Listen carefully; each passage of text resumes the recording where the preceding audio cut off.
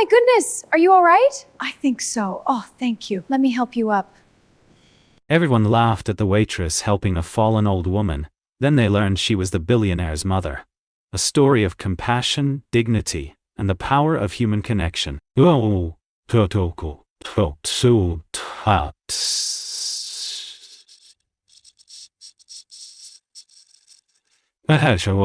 They happen in the spaces between the skyscrapers, in the moments when the important people aren't looking, in the hearts of those who serve, rather than those who are served. This is one of those stories. It begins on a cold Tuesday morning in March, when the wind coming off the Hudson River cut through wool coats like they were made of tissue paper, and the sky hung low and gray over Manhattan like a wet blanket. It begins in a place where the invisible people work, and where the visible people come to forget that invisible people even exist. It begins at Levon.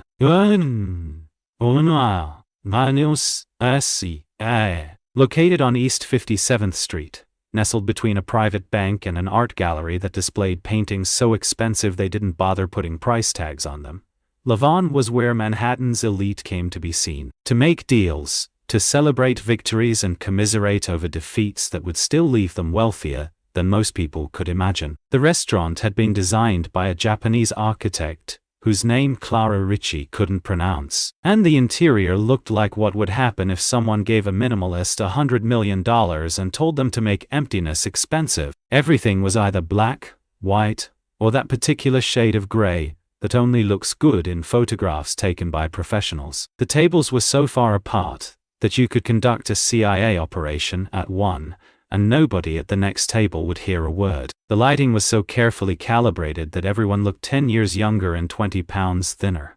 Clara hated it. Not the restaurant itself, she was grateful for the job, even if it paid barely enough to keep her studio apartment in Queens and send money home to Ohio for her mother's medical bills. What she hated was the way the restaurant made people disappear.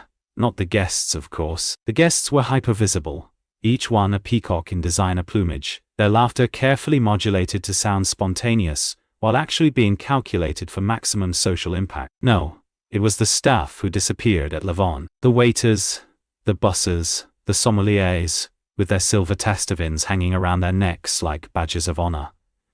They were all ghosts, present but unseen, moving through the space like shadows that existed only to serve the needs of the real people. Clara had been working at Levon for 8 months, and she still hadn't gotten used to it. The way guests would snap their fingers without looking, knowing a server would materialize. The way conversations would continue as if she wasn't standing right there, taking their order, hearing their secrets, their cruelties, their casual comments about people like her, the help, they called them, when they bothered to call them anything at all. But she needed the job. God, how she needed the job. Her mother, Margaret Ritchie, was back in Cleveland, in a hospital bed more often than her own bed. Her kidneys failing 1 percentage point at a time. The dialysis was bankrupting them. The insurance company, one of those massive corporations with a name that sounded trustworthy and competent, had denied her latest claim. Something about a pre-existing condition, even though her mother had been paying premiums for 30 years. Clara's father had died in a factory accident 10 years ago, and the settlement had been just enough to bury him with dignity, and nothing more. Her brother was in the army, stationed in Germany, sending home what he could, but it was never enough, never close to enough. So Clara served the invisible wealthy at Levon, wore shoes that gave her blisters, smiled when guests complained about the temperature of their water, and pretended not to exist. It was a Tuesday morning when everything changed. Clara arrived at Levon at 10:30 a.m. for the lunch service setup. The restaurant didn't open until noon, but there were hours of preparation before the first guest walked through the door. Tables to be set with mathematical precision. Henri, the maitre d', would literally measure the spacing between forks and knives with a ruler. Glasses to be polished until they were invisible. Napkins to be folded into origami swans, because apparently regular triangles weren't fancy enough. Clara! Henri's voice cut across the dining room like a whip crack. He was a thin man with slicked back black hair, and the kind of face that looked like it had been designed to communicate disappointment. Table 12. Your swan is asymmetrical. Clara looked at the napkin swan she'd just finished. It looked exactly like all the other napkin swans on all the other tables. But Henri had the eyes of a jeweler examining a diamond for flaws, and he'd found one. I'll redo it, Clara said quietly, keeping her voice neutral. You didn't argue with Henri. You didn't explain. You certainly didn't point out that the guests were going to unfold the damn thing in 30 seconds anyway. You just said yes, chef, even though Henri wasn't a chef, and you did what you were told.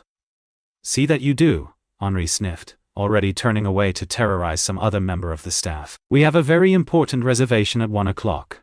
Table 1, Clara's hands stilled on the napkin. Table 1, the best table in the restaurant, positioned in the corner with views of the street but privacy from the other diners.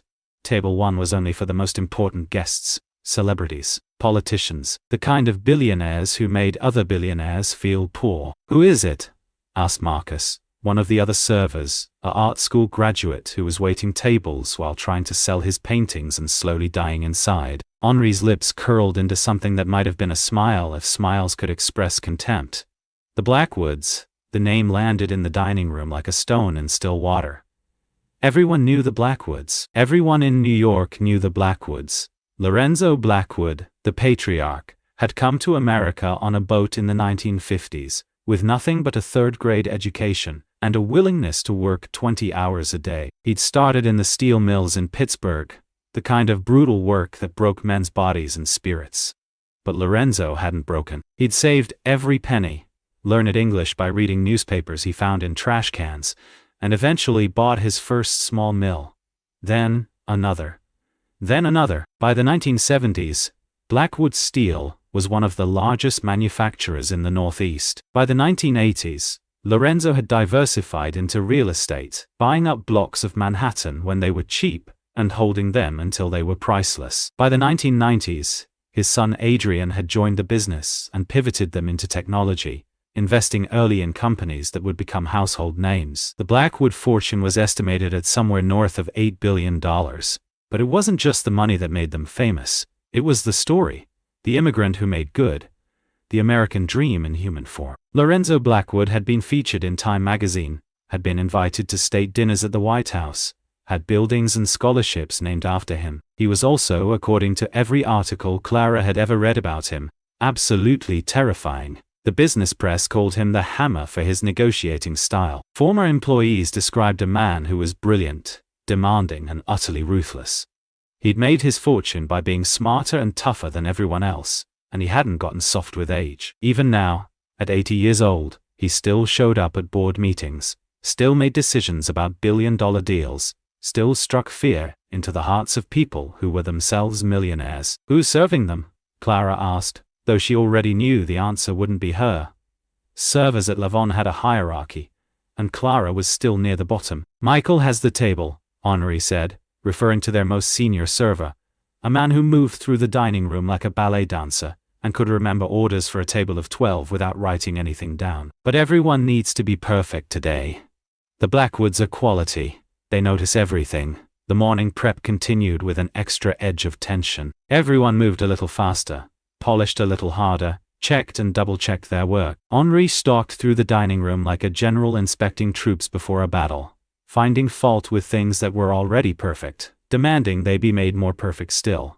At 11:45, the kitchen sent up a tray of staff meal, the food that the workers ate before service started, always made from yesterday's leftovers or ingredients that were too blemished to serve to guests. Today it was a pasta with a simple tomato sauce, the kind of food that Clara's grandmother used to make, though her nonna had died when Clara was 12, and the memory was fading like an old photograph. Clara ate quickly, mechanically, barely tasting the food.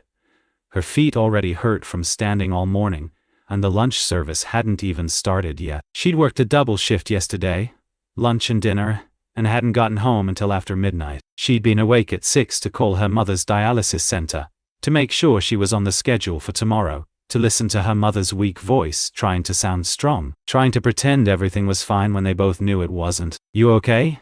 asked Jasmine, another server, a single mother working 2 jobs to pay for her daughter's private school tuition. "Yeah," Clara lied. "Just tired." "Aren't we all?" Jasmine said.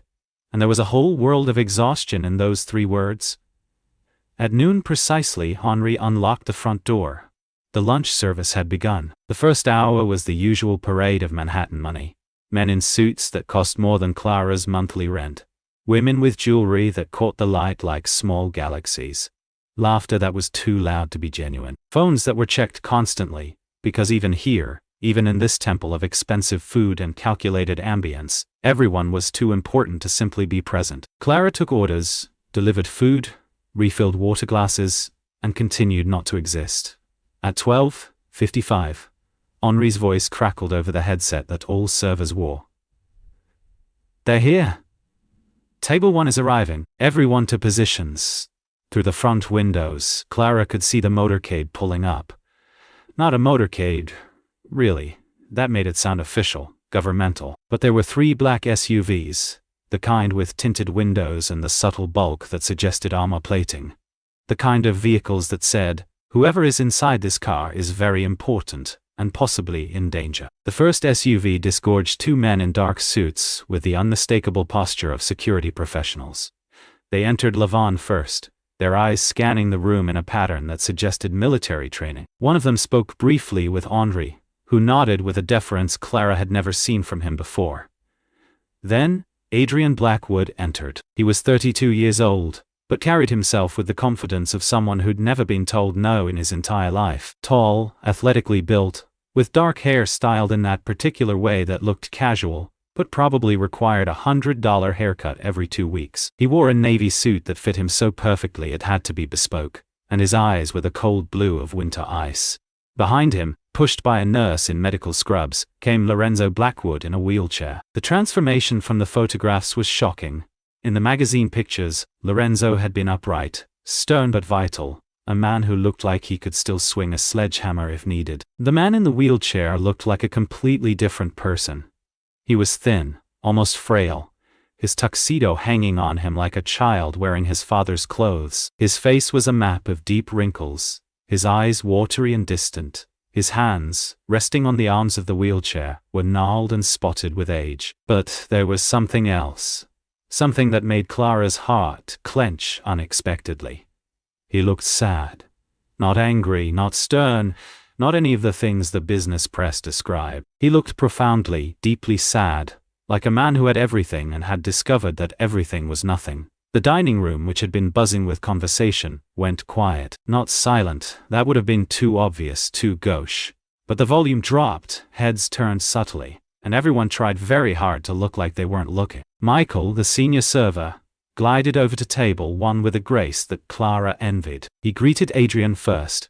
Henri had briefed them that Adrian was now the primary decision-maker in the family, that Lorenzo's age and health had relegated him to more of a figurehead role. Clara watched from her station as Michael went through the familiar rituals. Water poured, menus presented, specials explained in a voice that managed to be both enthusiastic and respectful. Lorenzo Blackwood said nothing. He stared at the table in front of him, his expression blank, as if he were somewhere else entirely.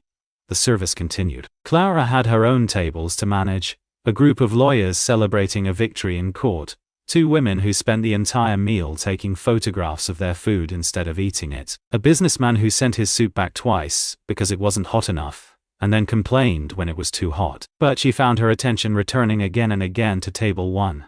To Adrian, who was conducting business on his phone even as dishes were placed in front of him. To the nurse, who sat slightly apart, watchful and alert. And to Lorenzo, who looked at each course that was placed before him with something that might have been disgust, or might have been despair. He wasn't eating. Course after course arrived, an amuse-bouche of foie gras, a salad of herbs that cost $60, a perfectly cooked piece of halibut, with a sauce that the chef had spent 3 days perfecting. Each dish was placed before Lorenzo with ceremony. Each dish sat untouched. Michael looked increasingly anxious. Henri, watching from his podium, was practically vibrating with stress. In the kitchen, Clara could imagine Chef Marco having a nervous breakdown. Because when a Blackwood didn't eat your food, you hadn't just failed, you'd failed publicly. In front of everyone who mattered in New York dining, at her own tables, Clara continued to smile, to serve, to perform the carefully choreographed dance of fine dining service. But part of her mind was on table 1. On the old man in the wheelchair who looked like he'd forgotten what food was for. At 2:15, just as the lunch service was beginning to wind down, it happened. Clara was clearing plates from table 7 when she heard the commotion. Not loud, nothing at Lavon was ever loud, but a stirring, a shift in the energy of the room. She turned, and her blood ran cold. A woman had fallen, not at table 1, not one of the Blackwoods, but an old woman, elderly, dressed in a simple coat that had seen better days, her gray hair escaping from a bun, sprawled on the floor near the entrance. She must have been coming in. Perhaps she'd been confused, thought this was a different restaurant. Or maybe she'd just been seeking shelter from the cold wind outside. Henri was already moving toward her, but his face showed pure horror. Not concern for the woman, concern that the wrong sort of person had gotten past the doorman, that table 1 might see something unsightly, that the carefully constructed perfection of Lavon had been marred. The woman was trying to get up, her hands scrabbling on the polished floor, her face flushed with embarrassment and pain. She was muttering something in a language Clara couldn't quite make out. Italian maybe, or Spanish, and then Clara heard it, the sound that would later echo in her nightmares, laughter. It started at table 9, where 3 young men in finance were having a long lunch on their company's dime. One of them, a blonde guy with a face like a catalog model, actually pointed. "Jesus, look at that," he said, loud enough for half the room to hear. "Homeless person actually tried to come in here." "That's hilarious." His friends joined in, their laughter sharp and cruel. Other tables turned to look, and Clara could see the expressions forming: amusement, disgust, annoyance that their expensive meal had been interrupted by something so common as human suffering. Henri had reached the woman now, and 2 security staff were with him. They weren't being rough exactly, but they weren't being gentle either. They were trying to lift her up, to move her toward the exit as quickly as possible, to make this embarrassing mistake disappear. And Clara felt something inside her break. She didn't think about it, didn't calculate the consequences or weigh the risks. She just moved. She dropped the plates she was holding. They clattered onto a busing station and crossed the dining room in quick strides. "Wait," she said, her voice louder than she'd ever used it in Lavon. "Stop. Just stop." Henri turned to her, his face purple with rage. "Clara, return to your station immediately." "She's hurt," Clara said, and she was next to the woman now, kneeling down on the floor in her black service slacks, her white shirt, her apron. The floor was hard and cold under her knees. Up close, she could see that the woman wasn't as old as she'd first appeared. Maybe 60, maybe 60, maybe 65. But she looked weathered, worn down by life. There was a small cut on her forehead where she'd hit the floor, and tears were streaming down her face. "Per favor," the woman was saying. "Per favor, mi dispiace." Italian, definitely Italian. Clara's own Italian was rudimentary. Her grandmother had spoken it sometimes, a mixture of the Abruzzese dialect and standard Italian. But she understood enough. "Please, please. I'm sorry." "It's okay," Clara said softly, in English first and then, searching her memory, "Va bene. Non è colpa tua." "It's okay. It's not your fault." The woman's eyes focused on her, really seeing her for the first time. They were brown eyes, deep and sad and suddenly aware. "Parli italiano." "Un po'," Clara said. "A little." Then in English, speaking slowly. "Are you hurt? Can you stand?" "Clara!" Henri's voice was a whip crack of command. "Get away from her. Security is handling this." But Clara didn't move. She could feel the entire restaurant watching her now. Could feel the weight of their judgment, their annoyance, their contempt. The woman from table 9 had actually taken out her phone and was recording this, probably to post on social media later with some clever caption about the entertainment value of poverty. Clara took the woman's hand. It was cold, the fingers thin and fragile as bird bones. "Let me help you up," she said, slowly, lentamente. She helped the woman to her feet, supporting her weight, and she was shocked by how light she was, as if she were made of paper and air. The woman swayed, and Clara steadied her, one arm around her shoulders. "Grazie," the woman whispered. "Grazie tanto. We need to get you checked out," Clara said. "That's a nasty cut on your head. Do you need a doctor? Un dottore?" No, the woman said, switching to accented but comprehensible English. I was just dizzy. The wind, you know, it pushed me. And I am old so." She attempted a smile that broke Clara's heart. "Old and stupid." "You're not stupid," Clara said firmly. You fell. It happens. She could feel Henri hovering behind her, practically vibrating with the need to make this situation disappear. The security guards were still there too, waiting for their chance to escort this embarrassing problem out of the building. And behind them, she could sense the dining room, full of people who had already written this woman off, who saw her as nothing more than an inconvenience, an interruption to their expensive meals and important conversations. Clara made a decision. "Come sit down," she said, "just for a minute. Let me get you some water and something to eat. You're shaking." "Clara!" Henri's voice had gone beyond anger into something approaching panic. "What are you doing?" "Helping someone who needs help," Clara said, and she was surprised by the steadiness in her own voice. "Isn't that what we're supposed to do?"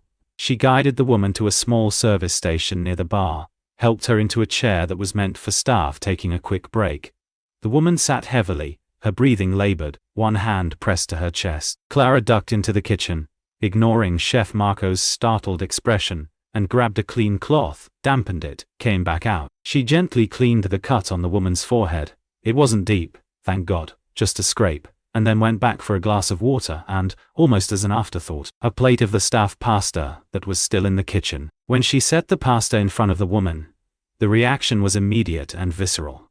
The woman's eyes filled with fresh tears. Her hands, which had been trembling, steadied. She looked at the simple dish, pasta with tomato sauce, a little basil, a sprinkle of parmesan, as if Clara had just set down the most precious thing in the world. "Questo," the woman whispered. "Questo è come faceva mia madre. This is like my mother used to make." She picked up the fork with shaking hands and took a bite. Then another. Then another. She ate like someone who hadn't had a real meal in a long time. Quickly, but with this underlying reverence, this sense that food was more than just fuel. And Clara watched her, and felt tears prick her own eyes, because she recognized this. She'd seen it in her own grandmother, in the way Nana had cooked, had served food as an act of love, had believed that breaking bread with someone was sacred. The dining room had returned to its usual hum of conversation, but Clara was aware of eyes still on her, of Henri who looked like he was calculating whether to fire her on the spot or wait until after the service was over, of the security guards, still hovering uncertainly, of several tables who were watching this scene with expressions ranging from curiosity to contempt. And then Clara realized that one set of eyes in particular was watching her. Lorenzo Blackwood had turned his wheelchair so he could see the bar area. He was staring at Clara and the old woman with an intensity that was almost frightening. His watery eyes had gone sharp, focused, and his mouth, which had been set in a hard line all through lunch, had softened into something that might have been recognition or might have been pain. Clara didn't have time to process what that look meant, because the woman had finished eating and was trying to stand. "I must go," she said.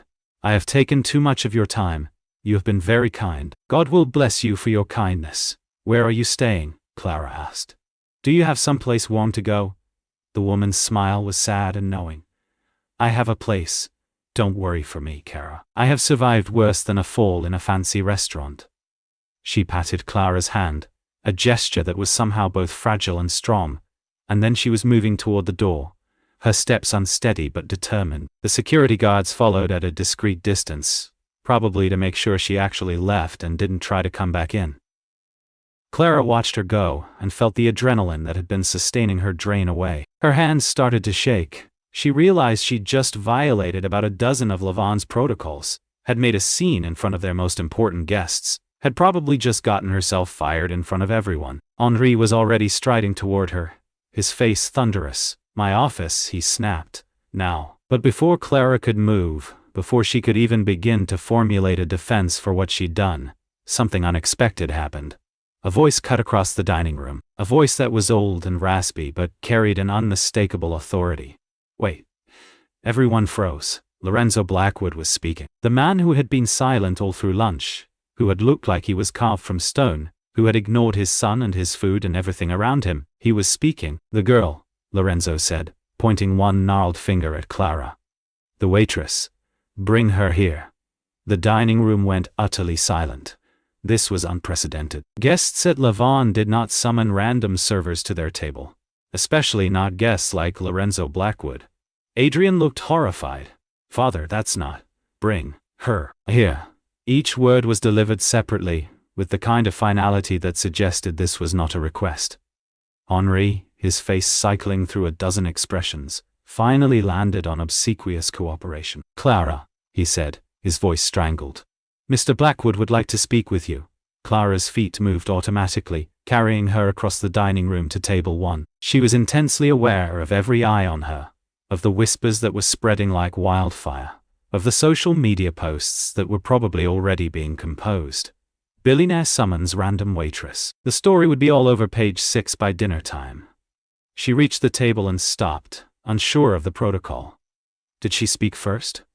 Wait to be spoken to? She'd never been this close to anyone this famous, this wealthy, this important. Lorenzo Blackwood looked up at her, and up close, she could see that his eyes, those famous eyes that had stared down corporate raiders and union leaders and presidents, were full of tears. "What is your name?" he asked, his voice rough with emotion. "Clara, sir. Clara Ricci." "Ricci," Lorenzo repeated, and something crossed his face. "Italian." "My family is from Abruzzo," Clara said. "My grandfather immigrated in the 60s. My grandmother came after him." Lorenzo nodded slowly. "I am from Abruzzo," he said. "A small village in the mountains. You would not have heard of it." "Probably not," Clara said. And then, because she couldn't help herself, because the old man looked so sad, she added, "But I bet it was beautiful."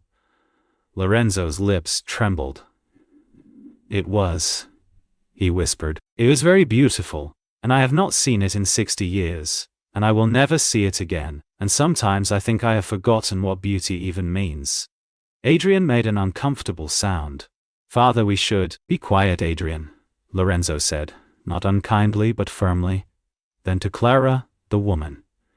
The one who fell. "Why did you help her?" Clara opened her mouth, then closed it. "How did you explain something that didn't really have an explanation?" "Because she needed help," she said finally. "Because everyone else was laughing. Because," she paused, searching for the right words. "Because it could have been my grandmother. Because it could be me someday. Because we're supposed to help each other, aren't we? That's what people do." Lorenzo stared at her for a long moment. Then, very slowly, very carefully, he reached up and touched his own face, as if he'd just discovered it was wet. His fingers came away with tears on them, and he looked at them with what appeared to be genuine surprise. "I have not cried," he said quietly, "in 20 years. Since my wife died." I thought I had forgotten how the words landed in the space between them like a stone in still water. Clara felt her own throat tighten. This man, this billionaire, this titan of industry, this person who had everything, was crying because she'd shown basic human kindness to a stranger. What did that say about the world they lived in? What did that say about the loneliness of being so powerful that no one treated you like a person anymore? "That woman," Lorenzo said, "reminded me of my mother. The way she ate, the way she held the fork. My mother has been dead for 40 years, but watching that woman eat, I could see Mama again, at our table in the village, serving pasta to me and my 5 brothers. Never enough to go around, but somehow always enough. Do you understand? Never enough, but always enough." Clara nodded, because she did understand. She'd grown up with that kind of love, that kind of poverty that was somehow rich because family made it rich. Lorenzo reached into his jacket pocket with trembling hands. He pulled out a card, embossed and heavy, the kind of business card that was probably made from recycled money or compressed diamonds, or something equally absurd. He held it out to Clara. "This is my private number," he said. "Not my office, not my assistant, me. If you ever need anything, a job, help with something, anything, you call this number and you ask for me, Lorenzo, and I will talk to you. Do you understand? I will talk to you myself." Clara took the card because it would have been rude not to. The card was heavier than it looked, like it was made of some special material. The number on it was handwritten in shaky script. "I don't understand," Clara said honestly. "I just helped someone. It's not special." "It is the most special thing in the world," Lorenzo said, and his voice was fierce now, passionate in a way that made him suddenly seem decades younger. "In a world of people who stepped over her, who laughed at her, who saw her as nothing, you saw her as a person. You saw her as your grandmother. You saw her humanity. He paused, took a shaking breath. I have $8 billion, he said. I have buildings with my name on them. I have a legacy that will outlast me. But I have not been treated like a human being in, I cannot remember how long. Everyone wants something from me. Everyone treats me like I am made of money and power, not flesh and blood. Lorenzo looked at his son. And there was such sadness in that look that Clara had to avert her eyes. Even my own family, he said softly. They treat me like a bank that breathes. They wait for me to die so they can divide up what I have built. Father, Adrian said, his voice tight. This is not the place. There is never a place, Lorenzo said. There is never a time. You are always too busy. Always another meeting. Another deal. He turned back to Clara. I'm 80 years old and I am dying, and I have forgotten what it is to be human. Until I saw you today. Until I saw you kneel on the floor to help an old woman who could give you nothing. No reward, no recognition. Just the act itself. The kindness for kindness' sake. He reached out and took Clara's hand. His grip was surprisingly strong. Thank you, he whispered. Thank you for reminding me. And then Lorenzo Blackwood, billionaire, captain of industry, the hammer who had built an empire on ruthlessness and will. Lorenzo Blackwood put his head down on the table and wept. The sound was terrible and beautiful at the same time. It was the sound of a dam breaking, of years of grief and loneliness and isolation pouring out all at once. It was the sound of a man remembering that he had a heart. Adrian stood up, his face flushed with embarrassment and anger. We're leaving, he announced to no one in particular. To the nurse, get him to the car. But Lorenzo wouldn't move. He kept hold of Clara's hand, kept his head down, kept crying like he was making up for 2 decades of unshed tears all at once. Please, Adrian said to Clara, and there was something almost desperate in his voice. You've done enough, let us go. Clara gently extracted her hand from Lorenzo's grip. Thank you for the card, she said softly. And Mr. Blackwood, that woman. She was someone's mother too. Someone's grandmother maybe. She mattered. Everyone matters. Lorenzo looked up at her, his face wet with tears, his eyes red but somehow clearer than they'd been all day. Everyone matters, he repeated. Yes, I had forgotten that. But I remember now. The nurse moved in then, efficient and professional, and within moments Lorenzo was being wheeled toward the door. Adrian followed, already on his phone, already back to the business of running his empire. The security detail fell into formation, and just like that, the Blackwoods were gone. The dining room erupted in whispers. Phones came out, discreet photographs were taken, and Clara could almost feel the story taking shape, spreading out into the world like ripples from a stone. Henri appeared at her elbow. My office, he said, and his voice was cold as death. Now.